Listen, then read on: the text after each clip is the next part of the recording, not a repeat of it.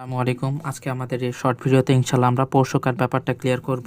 তো আমরা জানি আমাদের বক্ষপিঞ্জরে টোটাল পোষ্যকা আছে 12 জোড়া 12 পেয়ার্স। এই 12 জোড়াকে প্রথমত 2 ভাগে ভাগ করা হয়।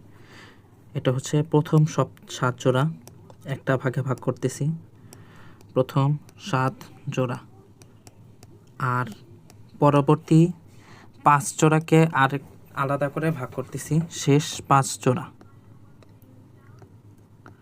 শেষ 5 জোড়া।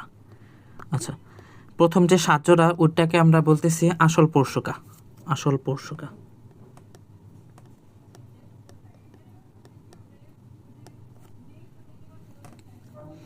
আসল পোষ্যকা। কেননা আমরা জানি প্রথম 7 জোড়া কি ডাইরেক্ট স্টারনামের সাথে যুক্ত থাকে।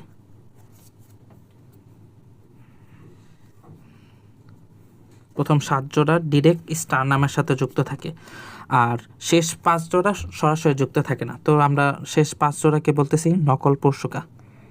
নকল পোষ্যকা। আচ্ছা, এরপরে কথা হচ্ছে নকল পোষ্যকার এই 5 জোড়াকে আমরা আবার 2 ভাগে ভাগ করতেছি। 2 ভাগে ভাগ করতেছি।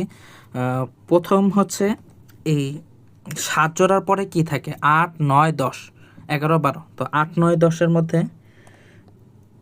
8, 9 ও 10, এই 8, অষ্টম, নবম, দশম জোড়া এগুলোকে আমরা বলতেছি, এগুলোকে একটা ভাগ করতেছি।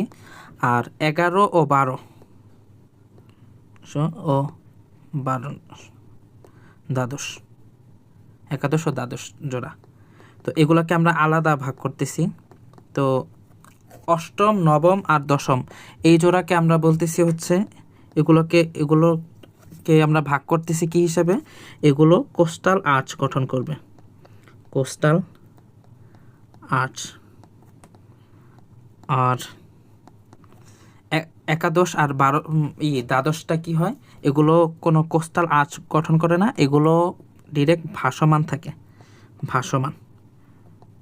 তো এই হচ্ছে টোটাল পোষ্যকার ক্লাসিফিকেশন। তো আজকের ভিডিও এতটুকুই থাকুক। আসসালামু আলাইকুম রহমতুল্লাহ।